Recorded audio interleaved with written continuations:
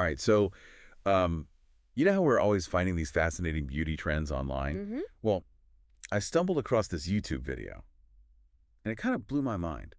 It's from this channel called Spa and Tell. Have you heard of it? I think so, yeah. It rings a bell. Yeah. So in this video, the creator basically walks us through her experience with DIY lip blushing. Oh, wow. Yeah, and she's using, get this, a microneedle pen At home. at home. Yeah. That got me thinking about all these at-home lip enhancement options that are out there. Right, right. And I realized, like, we need a deep dive into this. Like, what exactly is lip blushing? Yeah. How does it actually work, both professionally and, the DIY way? Mm-hmm. And honestly, what should people know if they're even a little curious about, like, getting that lasting lip color? Makes sense. Luckily, we have this firsthand account from the video, which honestly is so much better than just reading about it. Oh, for sure. Like seeing someone actually go through the process, it just gives you a whole different level of understanding. Yeah, exactly. Yeah. So, the video we're focusing on today is titled Lip Blushing with a Microneedle Pen, My Stunning Transformation, from that Spa and Tell channel. Catchy title. Very catchy. And it seems like it's not just like a review or some theoretical talk. Right. It's an actual demonstration of the whole DIY process. Yes. From start to finish. Yes. Including all the products and, like you said, her personal experience. Exactly. She even talks about these DIY kits and other lip products. Okay.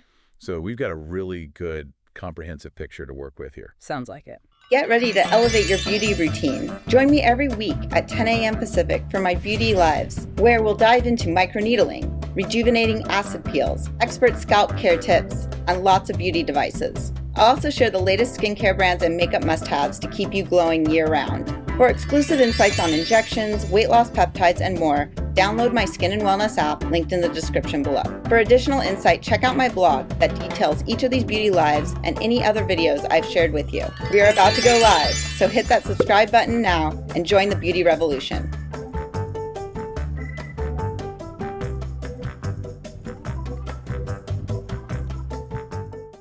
Okay, so right away, the creator mentioned something really interesting in the video. Okay. She actually had professional lip blushing done a couple of years ago. Oh, so she's not a newbie to this. Not at all. So this DIY attempt is like coming from a place of experience. Right. It's not her first rodeo with semi-permanent lip color, which I think is super valuable context. Absolutely. It probably influenced, like, what she was expecting from doing it herself. Yeah, totally. And it gives her a baseline to compare it to. And she also talks about semi-permanent lip stains as an option too. Okay. Almost like a less permanent, stepping stone. Gotcha. So we're actually looking at a whole range of ways to add color to your lips, from a quick fix to something like way more lasting. Interesting. And it really feels like she's like sharing her personal journey with all these options. Yeah. She even includes a disclaimer saying it's for educational and entertainment purposes. Which is, important, setting those expectations. Yeah, for sure. Like this is her experience, not necessarily, professional advice. Right, right. So for anyone listening, it might be like, wait, what is lip blushing? Yeah, Can you break it down for us? sure.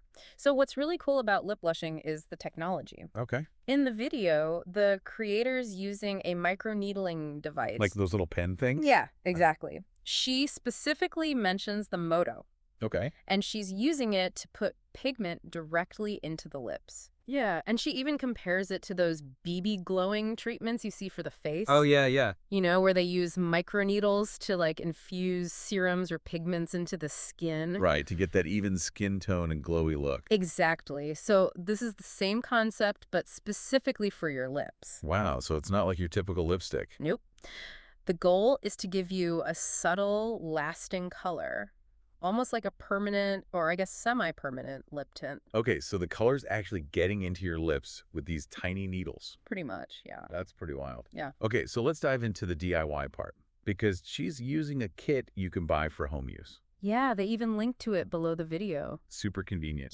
Can you walk us through, like, what's in the kit and the whole process? So the kit seems pretty comprehensive. Okay. What's interesting is the different needle cartridges they include. Oh, yeah, I noticed that. So there's this circular one with multiple plastic needle heads, Right. and that's what they mainly use to, like, fill in the color of the lips. But then they also have these cartridges specifically for lining the lips. Oh, interesting. So, like, different tools for different parts of the process. Exactly. There's this one that's a 5-slope metal needle cartridge. It's labeled 5S. Okay. And then a non-slope metal needle one, they call it MTS, MTS. which I think stands for Microneedling Therapy System, so it makes sense for, like, precise skin treatments. Mm-hmm. But yeah, you need those different tools, one for that general color and others for a defined lip line. Makes sense. But for the main part of the video, they use the plastic-tipped circular cartridge. Right, to get that all-over blush effect. Exactly. And the color they picked was number 4.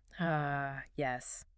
She described it as like a corally pink. Right, but she mentioned it would probably settle into more of an orangey or peach tone. Which she seems to prefer. Yeah, she was like, I don't want it too pink. Yeah, I get that.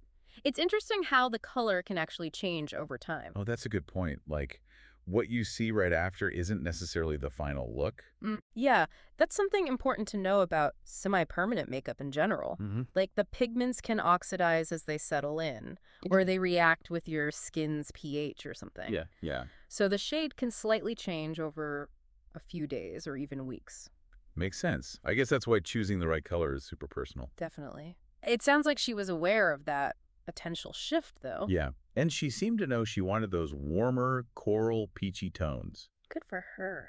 So before they even started with the microneedling, they did some prep work, right? Oh, yeah, for sure. Prep's super important with any procedure that involves, like, going through the skin, even DIY stuff. So what did they do? Well, first, they cleansed the lips Oh. using a Derma-White exfoliation gel. Interesting name. I know, right? And they said it's not just to clean, but also to etch the surface a bit. Etch. Yeah, basically like a micro exfoliation. Okay. That probably helps the pigment stick better. Then they used a pH correcting foam, I guess, to balance the skin's pH. Oh, to help with pigment absorption. Exactly. And then, get this, they used a booster. A booster. Yeah, it's like a hydrating product. Interesting. Meant to, like, really help the pigment get in there. Okay, so after all that prep, then comes the microneedling pen with the pigment. Yeah, all those steps before actually getting to the color. Wild. And during the actual application, the creator pointed out that, like, the way those plastic needle tips move was actually good for the lips. Oh, yeah, she mentioned that. Something about an undulating action. Yeah, that's the word. She said it was good for the curved surface of the lips. Which makes total sense. You need that flexibility to get even coverage on a, not flat surface. Right, like rigid needles wouldn't work as well. Probably not. Especially if you're doing it on yourself. Sure. You want that consistent pressure. For sure. Okay, and they also mentioned those semi-permanent lift stain kits. Yeah, the ones you see online. Yeah, like on Amazon or wherever. Right. She said they last about a week, so way less commitment. Right, wholly different. So how do those actually work compared to the lip blushing? It's more like a really long-lasting dye, I think. Okay. Like it stains the outer layers of your skin. Yeah. Kind of like how some temporary hair dyes work. Right, just on the surface? Yeah, so it fades quicker because those skin cells, like, shed. Gotcha. They don't actually put the pigment deeper into the skin like microneedling does. So you get the color without the, like, longer commitment. And without the needles. Yeah, that makes sense. Yeah. Okay, going back to the DIY kit, she mentioned you can mix shades, Oh, yeah, that's cool. You can customize the color. which is a huge plus. You get that perfect shade. Definitely. And she even mentioned trying ombre lips with the kit. Oh, wow, that's getting fancy. I know, right? It's like you can do those trendy looks even at home. Yeah, the possibilities are pretty impressive. They are. So after all this, like, what's the aftercare like? Because that's got to be crucial. It is. So they showed the initial steps. Okay. Which seem pretty straightforward. First, they put on a lip treatment, Okay. kind of a glossy thing. Right. And then they used a Stavy aftercare cream. That's what Right. they called it. Right. But the most important part was what not to do. Okay, like, don't pick at it or something. Yeah, stuff like that. But she was really specific about not eating or drinking for 24 hours. Whoa, seriously? Yeah. For a whole day? Yeah. And this is interesting. She said to avoid salt. Salt. Apparently, it can break down the pigment. Oh, wow. I never would have thought of that. Me neither. But it makes sense. Like salt can affect, chemical stuff. Yeah. So basically, your aftercare routine is key to how long it lasts. Big time. You got to protect that pigment and let it, settle in. Right. And it's so interesting how even in a DIY situation, there's like actual chemistry happening. Totally. Like the salt thing, it's not just about being careful. It's about the science behind it. Yeah, those sodium ions doing their thing. Exactly. So the video went into detail about those different cartridge tips. Oh, yeah, they really emphasize that. The circular plastic ones for filling in the color, and then the metal ones, the 5-slope and non-slope, for lining. Right, for precision work. So why is that difference so important?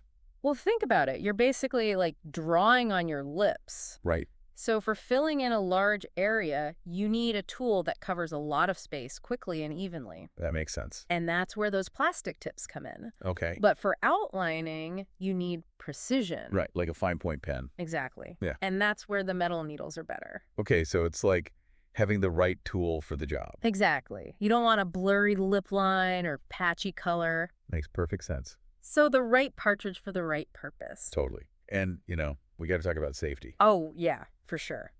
Especially with DIY stuff. The video had a disclaimer, right?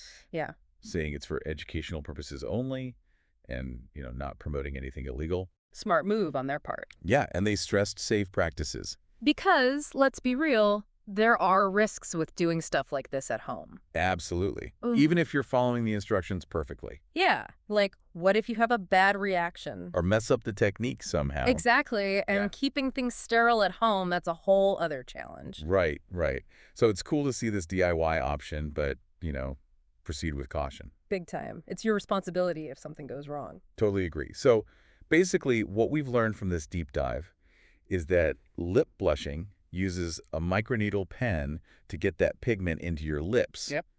And you could do it DIY with these kits that come with different colors. And you can even mix those colors for a custom look. Right, and you can even do ombre lips, which Yeah. is pretty wild. I know, right? It's pretty amazing what you can do with these kits. Yeah, but the prep and aftercare are super important. Definitely. You got to be careful with what you eat, drink, and even salt. Who knew salt was such a big deal? Right. It's all about those chemical reactions. And, of course, those different needle cartridges are there for a reason. Right. Tool for the right job. Exactly. Yeah. So this video really gave us a glimpse into the world of at-home beauty treatments. Yeah, and how accessible they're becoming. It really makes you think, like, where's this all headed? Right. Like, what's the future of DIY beauty? And what does it mean for, like, how we express ourselves and the whole beauty industry? Big question. So much to think about. Thanks for diving in with me. Anytime. This is a fun one.